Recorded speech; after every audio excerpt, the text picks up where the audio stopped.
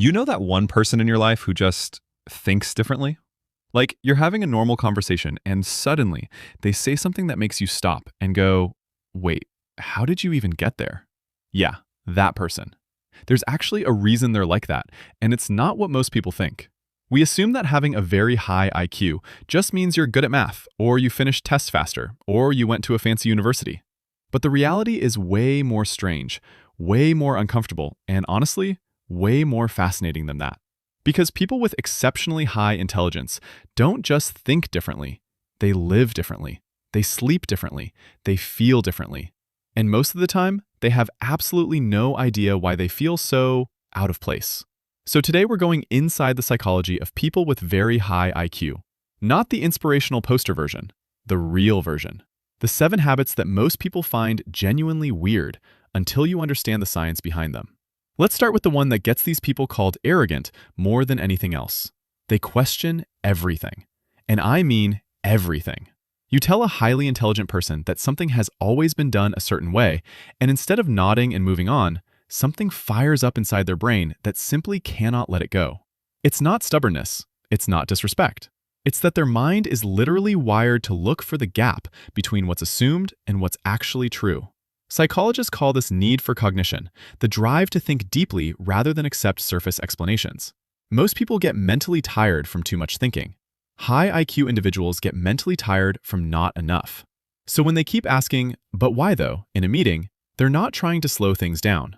Their brain is genuinely in pain from being asked to accept something it hasn't fully processed yet. Now here's where it gets interesting. These same people who can dissect a complex argument in 30 seconds are often incredibly indecisive about the simplest things. What do you want for dinner? And suddenly, a person who can solve problems that would make your head spin is standing in the kitchen for 20 minutes, genuinely unable to choose between pasta and rice.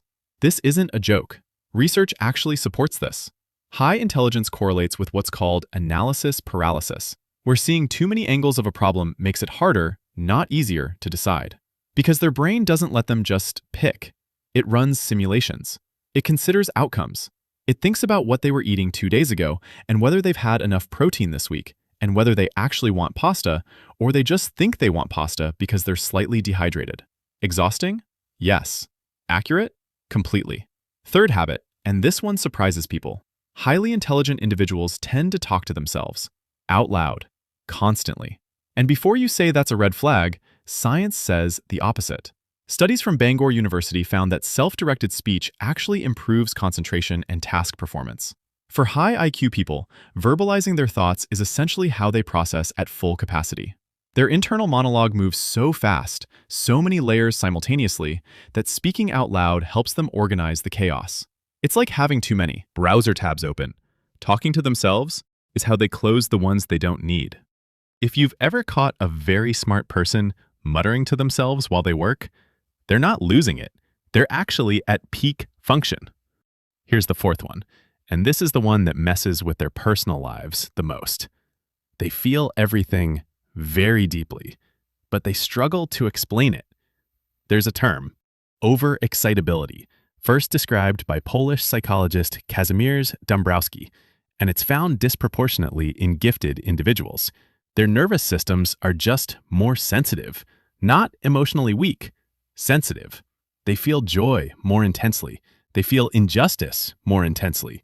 They notice the tiny shift in someone's tone of voice during a conversation and spend the next hour replaying it, trying to understand what it meant. And here's the painful part. Because they're so analytical by nature, they often feel embarrassed about how emotional they actually are inside. They've built this reputation of being logical, rational, composed. But underneath, their inner world is incredibly loud.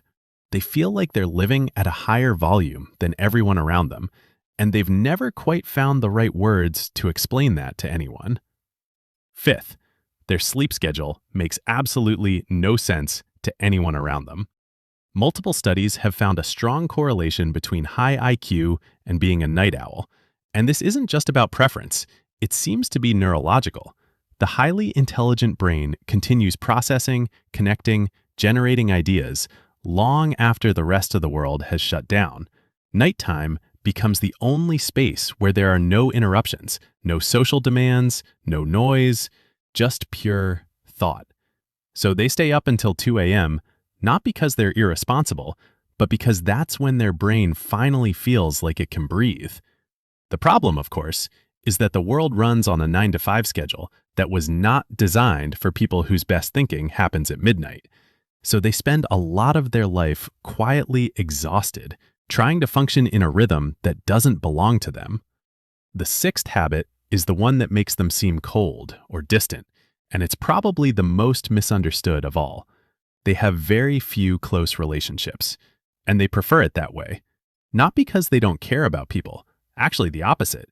It's because deep, meaningful connection requires enormous investment for them. Small talk feels physically draining, not metaphorically, genuinely tiring. Having a surface-level conversation about the weather or last night's game, while their brain is simultaneously thinking about 3 different problems, it creates this strange internal friction. Psychologist Laurie Helgo describes this in introverted, highly intelligent individuals as preferring depth over breadth. They would rather have one conversation that changes the way they see something than 20 conversations that change nothing. So they pull back from social obligations, they cancel plans, they seem aloof, but in reality, they're just very protective of their energy because they know how much it costs them to show up in a world that mostly wants them to stay on the surface. And the 7th habit, this one might be the most unexpected. People with very high IQ are statistically more prone to anxiety, rumination, and existential worry than average. You'd think intelligence would be a shield against fear, but research published in the journal Intelligence found that high IQ individuals are actually more likely to experience psychological disorders, particularly anxiety.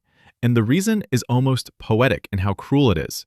Their ability to simulate outcomes, to think forward, to see possibilities that others don't. That same skill that makes them brilliant also makes them catastrophize in stunning detail. They can imagine every way something could go wrong, every ripple effect of a bad decision. They carry a weight that most people don't even know exists because most people's brains simply don't go that far. They're not worrying more because they're weaker. They're worrying more because they can see more. And seeing more when the world is as complicated as it is not always a gift. Here's what I want you to sit with before you go. Intelligence at that level is not a superpower the way movies show it. It's not a clean, comfortable advantage. It's a different way of experiencing reality, louder, faster, deeper, and often lonelier than it looks from the outside.